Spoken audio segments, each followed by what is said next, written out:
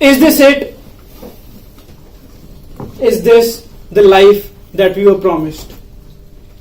To struggle in the mud until old age claims us? Or to wage wars in the names of ancient gods? We were meant to be so much more than what we have become. We were the star children, we were the legacy. We are the inheritors of all that exists. We were meant to be so much more than what we have become. If you, my friend here, think that you could be anything more than what you are today, if you could be a little better version of what you are today, then listen up, this is for you. Because today I'm going to tell you 2 stories of my life. That's it, no big deal, just 2 simple stories. And the 2 lessons you learn from those 2 stories, I promise you, are enough to make you the best version of yourself when you wake up tomorrow morning. Let's begin. My first story is about passion. Passion. I was lucky. I found what I love to do early in life. Cricket wasn't just a sport for me. It was my passion. It was my love. It was my energy of the day. It's why I got up every day.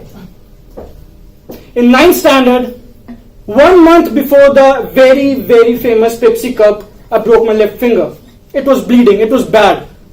My coach told me to not go to the matches.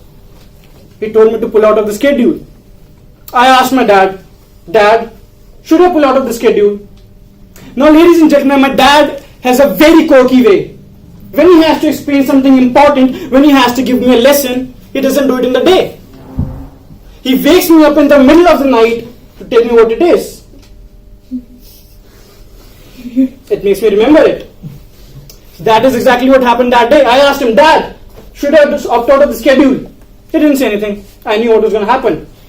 I was sleeping 1 a.m. He walks into my room, switches on the light, looks up to me dead in the eye and says, Son, is cricket your passion?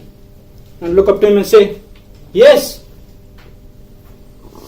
And he says, if it is, nothing will ever stop you.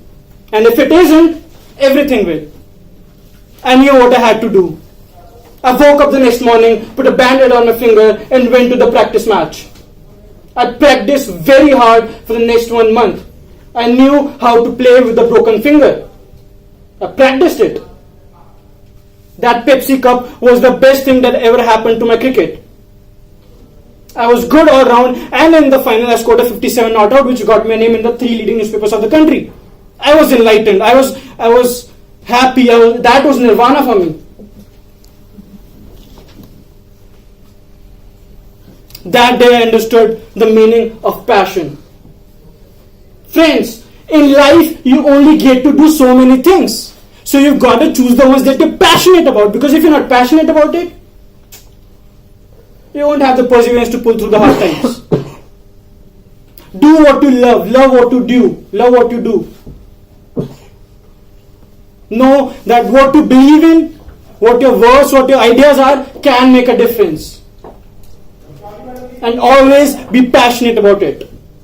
And if there's something that you're doing that you're not passionate about, well, maybe you have to rethink it tonight. My second story, friends, is about compassion. When I was young, we had an activity going on in school. Children were chosen at random or by their academic performances in school and chosen to design the last cover page of the annual diary. The annual diary was to be given to everyone in the school, so it was kind of a big deal back then. In standard 4, on the back of my good academic performance, I was chosen. I designed a back cover that had a very wide, beautiful, yellow-colored country road. The kind you might find yourself hitchhiking on if you were so adventurous. Beneath it were the words, "The quickest way to make friends is to help someone in need." It made an impact on me. I decided to follow it. That very vacation, I went to my aunt's place for a month. Every morning I used to see a milkman. He always struggled to put the milk cartons on his bike. I decided to help him. That was my motto. Nothing else. I didn't expect anything in return. I did it every single day. He smiled every day. I smiled every day. I did it every day just for the heck of it. I love doing it. 4 months later, right there, right that place, I had an accident with a car. I was bleeding profusely. I saw a man take me to his home. He put a band-aid around me. He helped me. He gave me water. He took me safely to my home. I didn't know even how to walk back then, judging by the incident, judging by the accident. That man was, of course, him. I'm not saying that you always have to expect something in return. I didn't. I'm asking you to care without expectations, to share for love, and to love without a cause. These two things, my friends, passion and compassion, these go hand in hand. These are the only two ultimate truths of life. Nothing else exists. The graph of life, my friends, has two axes. The passion, the energy that takes you up, the reason for you to wake up every morning.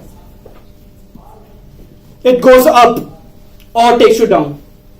Compassion, my friends, is what takes you forward. It's what gets you through the day. It's what makes the day go forward every single day. I urge you, my friends, to ask yourself, whatever you're doing in your life, whatever it is, are you passionate about it? Wake up tomorrow and ask yourself.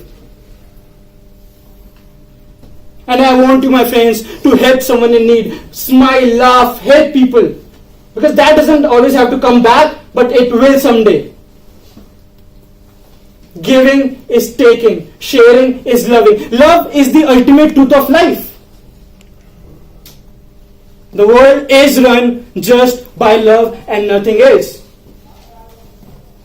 And when you follow these two things, just passion and compassion in you, when you wake up tomorrow morning with these two things in your mind, you're going to be the best version of you what can be.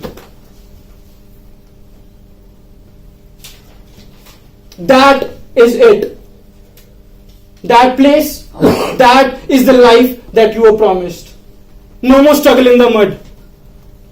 No more wars or wages.